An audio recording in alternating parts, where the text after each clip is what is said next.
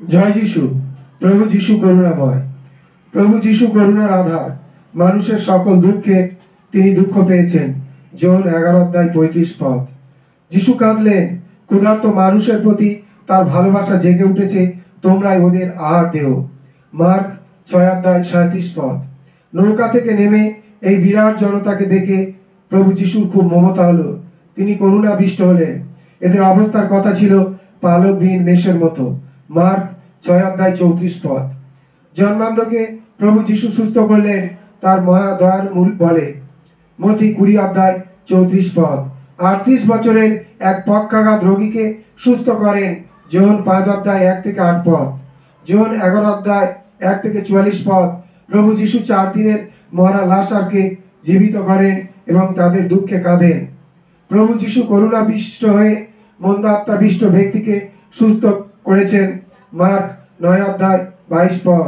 প্রভু যিশু জগতে থাকাকালীন অবস্থায় কত শত কুষ্ঠ রোগী, মন্দ আত্মা বিশিষ্ট ব্যক্তি সহ হাজার হাজার মানুষকে সুস্থ করেছেন, যা সঠিকভাবে বলা সম্ভব নয়। প্রভু যিশু যে করুণাময়, এটি তার প্রমাণ। তিনি তার ভালোবাসা ও কাজের মাঝে প্রকাশ করেছেন। এর কারণ হলো আমরা যেন তেমনি ভাবে আমাদের কাজের মাধ্যমে সেই বিষয়টি প্রকাশ করি।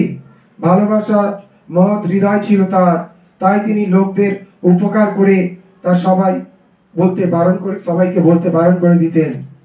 কিন্তু আমরা ঢাকঢোল পিটিয়ে আমাদের সামান্য ভালো কাজকে জাহির করতে ভালোবাসি। আমরা নিজেরা গৌরব বোধ করি। আসলে প্রকৃত ভালোবাসা কি, তা প্রভু যিশু নিজের কাজ দ্বারা বুঝিয়ে দিয়েছেন। আসলে প্রকৃত ভালোবাসা কি, প্রভু যিশু তার নিজের কাজ দ্বারা বুঝিয়ে দিয়েছেন। প্রতিবেশীর প্রতি ভালোবাসা, মানুষের প্রতি মানবতা বোধ, সবার প্রতি করুণার চিত্ত না থাকলে যে প্রভু যিশুর অনুসারী হওয়া যায় না, তিনি তার কাজের মাঝে প্রমাণ করেছেন। মানুষের প্রতি মানবতা বোধ, সবার প্রতি করুণার চিত্ত না থাকলে যে প্রভু যিশুর অনুসারী হওয়া যায় না, তিনি তার কাজের মাঝে প্রমাণ করেছেন। স্ত্রীকে আমরা ভালোবাসি, স্বামী স্ত্রীকে ভালোবাসা, সন্তানদের প্রতি আমাদের ভালোবাসা সবকিছু প্রকাশের একটি মাত্র মাধ্যম, আর তা হলো তার প্রতি আমাদের করুণা করা। ভালোবাসা মানেই দায়িত্ব পালন করা। ভালোবাসা মানেই দায়িত্ব পালন করা। আর এই দায়িত্ব পালনে দরকার করুণার চিত্ত।